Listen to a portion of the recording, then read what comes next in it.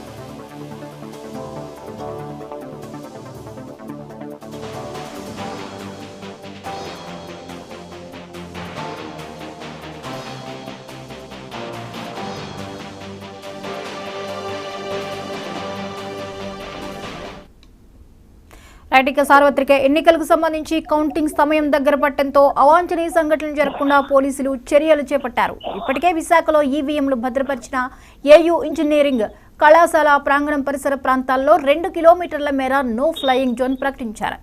ఈ అంశంపై మరిన్ని అప్డేట్స్ ని కిరణ్ అందిస్తారు. కిరణ్, చెప్పండి, ఇక కౌంటింగ్ కి సమయం దగ్గర పడుతున్న వేళ అంతా కూడా స్ట్రిక్ట్ గా చేసినటువంటి పరిస్థితి, అన్ని చోట్ల ఆంక్షలు విధిస్తున్నటువంటి సిచ్యువేషన్ కనిపిస్తోంది. వివరాలేంటి?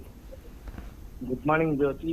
ఎన్నికల కౌంటింగ్ సంబంధించి పూర్తి స్థాయిలో ఎలక్షన్ కమిషన్ ఆదేశాల మేరకు జిల్లా పోలీసు యంత్రాంగం, అదేవిధంగా నగర పోలీసు యంత్రాంగం కూడాను ఈవీఎంలు భద్రపరిచినటువంటి స్ట్రాంగ్ రూమ్లు ఎక్కడైతే ఉన్నాయో ఆయా ప్రాంతాల్లో గట్టి భద్రతను ఏర్పాటు చేసి, మరోవైపు ఏదైతే ఇటీవల కాలంలో పోలింగ్ మరుసటి రోజున జరిగేటువంటి రాష్ట్ర వ్యాప్తంగా పలు జిల్లాల్లో, ముఖ్యంగా పల్నాడు కావచ్చు, అదేవిధంగా తిరుపతి కావచ్చు, ఈ ఏరియాలో జరిగినటువంటి ఘటనలు, ముఖ్యంగా అనంతపురం ఈ ప్రాంతాల్లో జరిగినటువంటి ఘటనలు, ఈవీఎం ధ్వంసాలు, పలు రకాలుగా ఓటర్లను ఇబ్బందులు గురి చేయడం, మరొక పార్టీలు అన్ని కూడా పెద్ద ఎత్తున ఆందోళన సాగిస్తూ దాడులకు తెగబడిన నేపథ్యంలో రాష్ట్ర వ్యాప్తంగా కూడాను ఒక సంచలనం రేకెత్తిన పరిస్థితి ఈ రోజు మనం చూసుకున్నట్టయితే, గతంలో ఎప్పుడు కూడా ఇటువంటి పరిస్థితులు చోటు చేసుకోవాలన్నది ప్రజలందరూ కూడా నిశ్చితంగా పరిశీలిస్తున్నారు. అయితే ఈ నేపథ్యంలో ఎన్నికల కమిషన్ చాలా సీరియస్ గా ఎక్కడైతే ఈవీఎంలను భద్రపరిచారో ఆ ప్రాంతాల్లో కట్టుదిట్టమైన చర్యలు తీసుకోవాలని చెప్పి ఇప్పటికే స్పష్టమైన ఆదేశాలను జారీ చేసిన పరిస్థితి నేపథ్యంలో,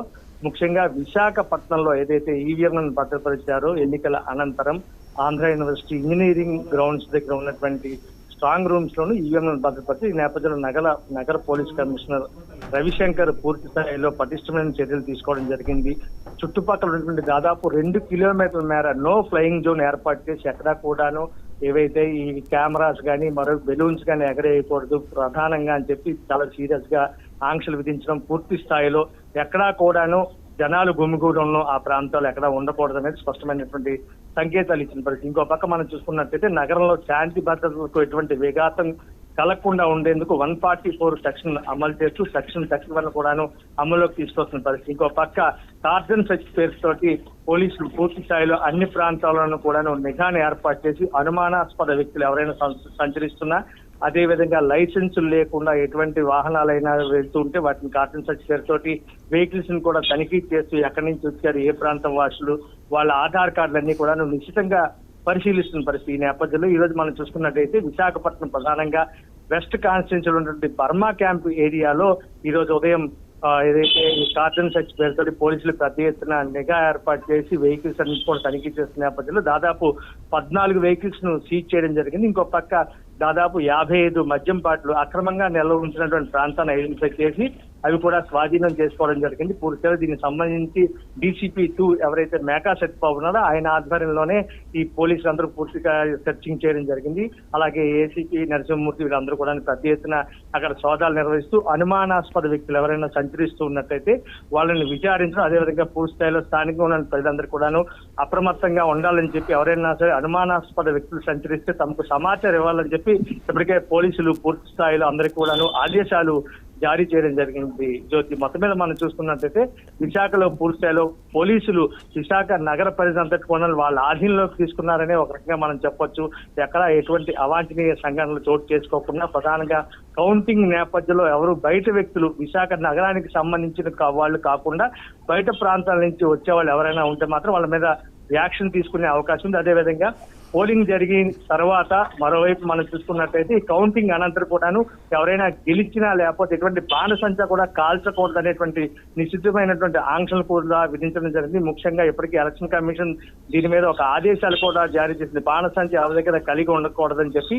ఈ నేపథ్యంలోనే నిన్న అర్ధరాత్రి గాజువాక ఏదైతే హై స్కూల్ ఏరియా అని చెప్పి ఒక ఏరియా ఉంది, ఆ ప్రాంతంలో ఒక వ్యక్తి గాంధీ అనే ఒక వ్యక్తి దాదాపు 5 లక్షల రూపాయలు విలువైనటువంటి బాణసంచాన్ని అతను ఉంచుకోవడంతో ఈ విషయాన్ని తెలుసుకున్నటువంటి పోలీసులు వెంటనే వాళ్ళ ఇంటి మీద రైడ్ చేసి 5 లక్షల రూపాయలు విలువైన బాణసంచాన్ని కూడా స్వాధీనం చేసుకుని ఆ గాంధీ అనే వ్యక్తిని కూడా అదుపులోకి తీసుకుని విచారిస్తున్నారు. అతను వ్యాపారస్తుడా లేకపోతే ఈ గెలిచిన తర్వాత ఎవరైతే అభ్యర్థులు గెలుస్తారో వాళ్ళ పండగ పేరుతో వాళ్ళు నిర్వహించే ర్యాలీలకు ఈ బాణసంచా విక్రయించేందుకు తీసుకువచ్చాడా అనే కోణంలో కూడా పోలీసులు దర్యాప్తు చేస్తున్నారు. కాసేపట్లో పూర్తి వివరాలు అయితే వెల్లడించే అవకాశం ఉంది. Jyoti, right, thank you Kiran.